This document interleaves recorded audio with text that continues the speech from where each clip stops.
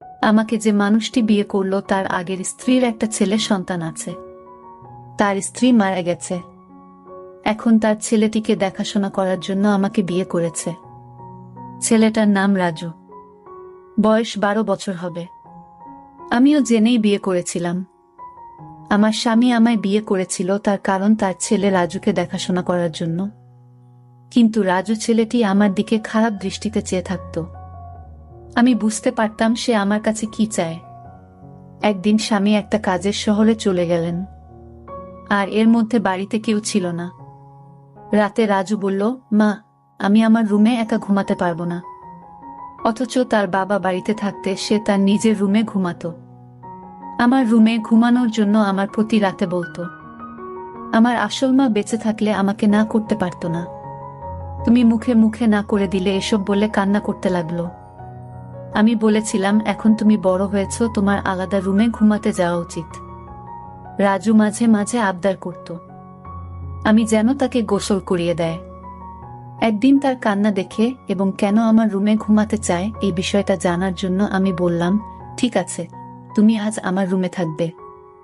রাত যখন 3টা বাজে তখন রাজু আমার সাথে যা করেছিল তা শুনলে তোমাদের চোখ কপালে উঠে যাবে। তাহলে আসল ঘটনাটা বলি।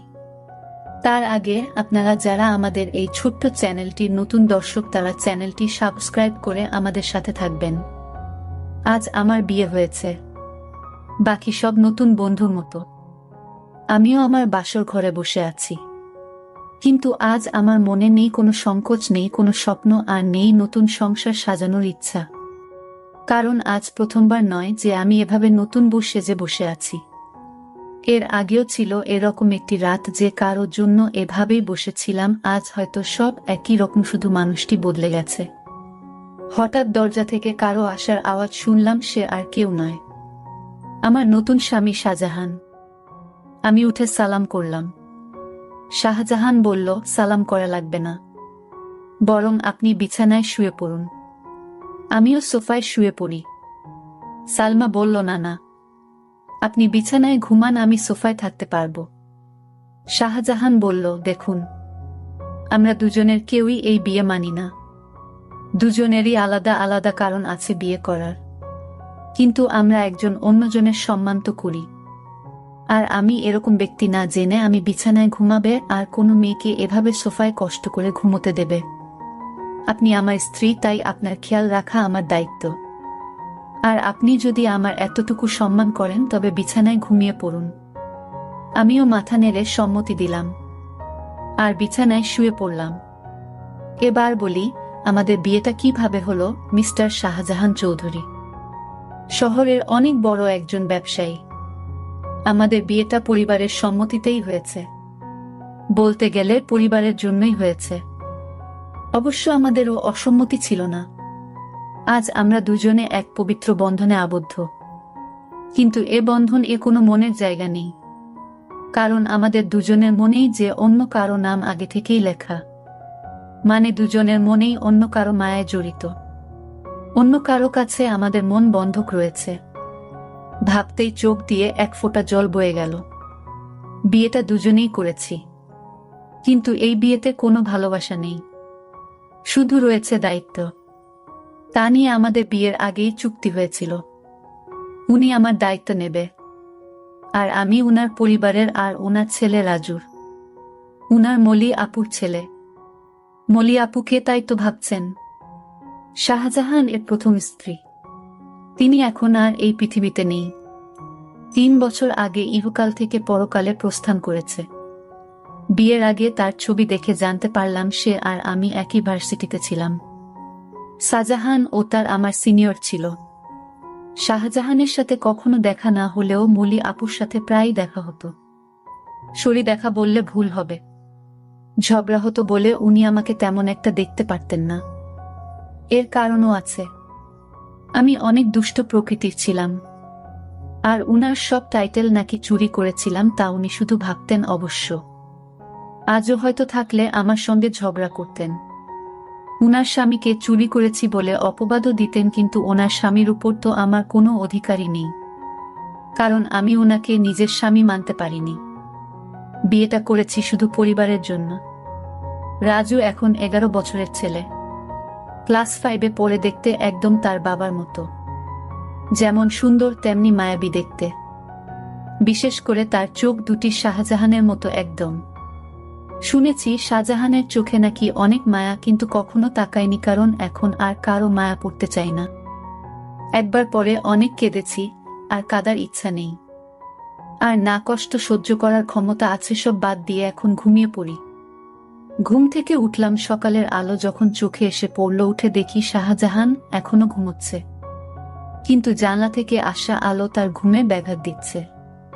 তাই পর্দা বন্ধ করে দিয়ে আসলাম, এসে রেডি হয়ে বাইরে চলে আসলাম। এসে দেখি আমার শাশুড়ি মা আর ভাবি আগে থেকেই উঠেছে। আরে বোমা, তুমি এত সকালে কেন?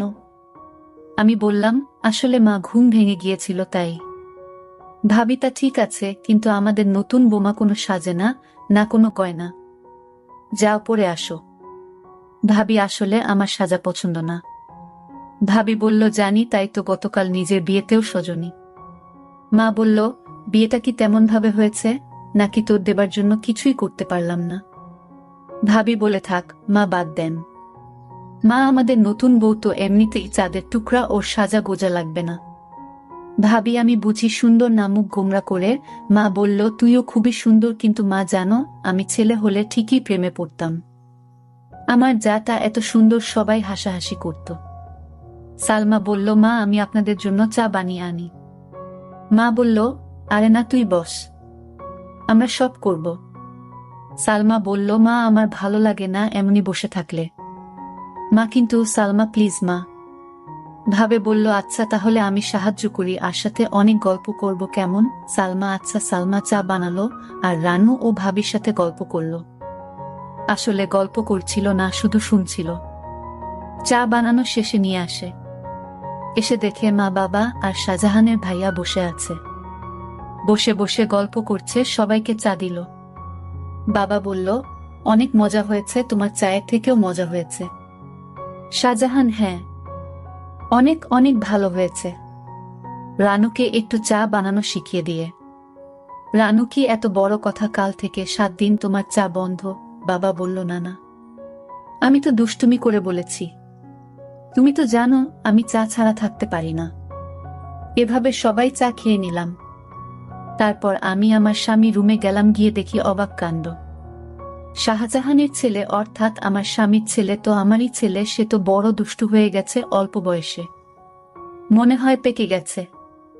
গিয়ে দেখি একটা পুতুল হাতে নিয়ে বলছে, তুমি কবে আমার হবে মা, কবে আমায় কাছে টেনে নেবে? আমি যে আসতে পারছি না মা। আমি অবাক হয়ে তার কথাগুলো শুনতে পেলাম, কোনো মাকে সে চায়, আর মায়ের কাছে তার কিসের চাওয়া? আর তার মা তো বেঁচে নেই। তাহলে আমাকে নিয়ে কিছু বলছে নাকি? এত ছোট ছেলেই বয়সে পেকে গেছে। কি বলছে কিছুই বুঝতে পারছি না। কিছুদিন পর আমার স্বামী ব্যবসার কাছে বাইরে গেলেন কিছুদিনের জন্য। রাজু ছেলেটি আমার দিকে সব সময় এক অদ্ভুত দৃষ্টিতে তাকিয়ে থাকে। মনে হয় তার চোখের ভিতর হাজারো পিপাসা। আমি হঠাৎ জিজ্ঞেস করলাম, এই রাজু, তুমি এভাবে আমার দিকে তাকিয়ে কি দেখছো? আমি আপনার চেহারা দেখছি। আপনার চেহারায় এতটাই মায়া যে আপনার চেহারায় আমি একটা অদ্ভুত জিনিস দেখতে পাই। আমি তো তার কথা শুনে অবাক, এতটুকু বাচ্চা ছেলে এসব কি বলে? হঠাৎ আমাকে জিজ্ঞেস করে ফেলল, আচ্ছা মা, তুমি বাবাকে কেন বিয়ে করলেন? আমি বললাম, দেখো তুমি ছোট মানুষ, আর তাই তোমাকে দেখাশোনার জন্য তোমার বাবা আমাকে বিয়ে করেছে। রাজু ইদানিং দেখছি আমার দিকে অদ্ভুত দৃষ্টিতে তাকিয়ে থাকে। আমি যেখানে যাই সেখানে আমাকে ফলো করে। আমি গোসল করতে গেলাম। রাজু বলছে, মা অনেক দিন হলো আমার মা আমাকে গোসল করিয়ে দেয় না, আমাকে ভাত খাইয়ে দেয় না। মা, তুমি তো আমার মা, যেহেতু আমার আগে মা মারা গেছে। এখন আমার মা হিসেবে আমার আব্বু তোমাকে বিয়ে করে এনেছে মায়ের শূন্যতা পূরণ করার জন্য। মা, আমাকে তোমার হাতে গোসল করিয়ে দাও। আমি বললাম, দেখো রাজু, তুমি যখন ছোট ছিলে তখন তোমার মা তোমাকে গোসল করিয়ে দিত, আর এখন তো তুমি বড় হয়েছ, তুমি নিজ হাতে গোসল করতে শিখেছ। তাই এখন আর আমি তোমাকে কিভাবে গোসল করিয়ে দেয়? তুমি নিজেই করতে পারবে বাবা। সৎমা পর কখনো মা হয় না। আমি বুঝতে পারলাম আমাকে তোমার কোনো হেল্প করতে হবে না। এই বলে রাজু চলে গেল। আমি চিন্তা করলাম আমার কি কোথাও ভুল হয়েছে। আমি তো এখন তার মা, আর তাই মা হিসেবে আমার কর্তব্য পালন করা উচিত ছিল।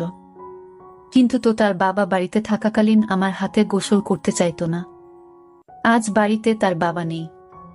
আসলে কারণটা কি, বিষয়টা আমি কিছুই বুঝতে পারছি না। এসব ভাবতে ভাবতে রাতের রান্না শেষ করে আমার রুমে গিয়ে রাজুকে ডাক দিলাম।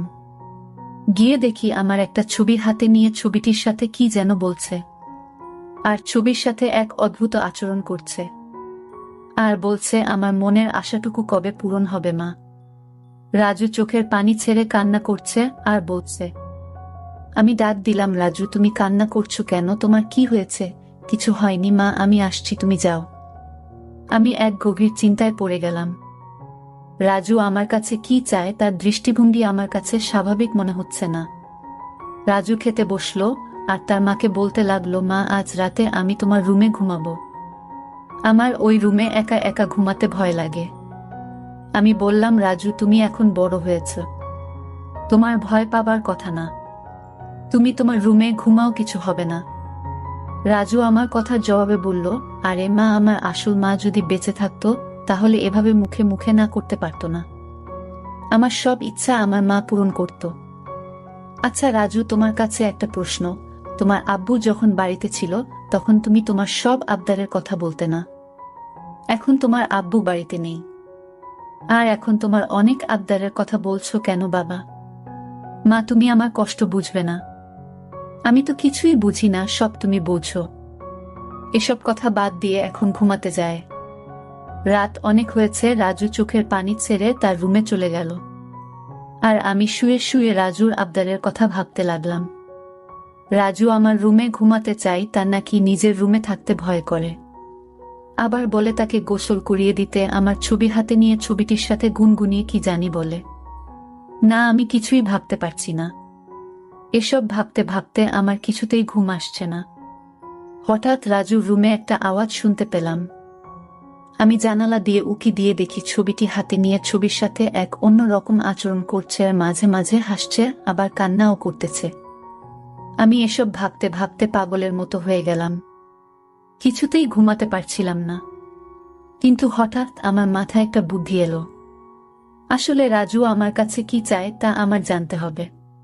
তাই আমি সিদ্ধান্ত নিলাম, আমি আমার রুমে তাকে থাকতে দিব, আর আমি ঘুমাবো না, ঘুমের ভান করে থাকব। তাহলে বুঝতে পারবো আসলে রাজু আমার কাছে কি চায়, তা স্পষ্ট হয়ে যাবে।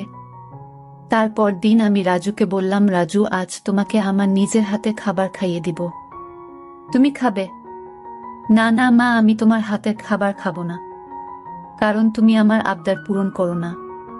ঠিক আছে বাবা, তোমার সব কথা রাখবো, তুমি এবার আমার হাতে রান্না করা খাবার খেয়ে নাও। সত্যি বলছো মা?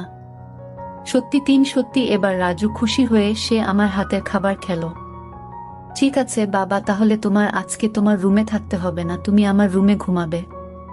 কারণ আমি এখন বুঝতে পারছি বড় রুমে থাকতে তোমার ভয় লাগে, তাই না? তাহলে তুমি আমার কষ্টটুকু বুঝতে পেরেছ। তারপর রাজুর বাবার ফোন আসলো। সে ফোনে জানিয়ে দিল আমার আসতে আরো 15 দিন দেরি হবে। তুমি ছেলের প্রতি খেয়াল রেখো।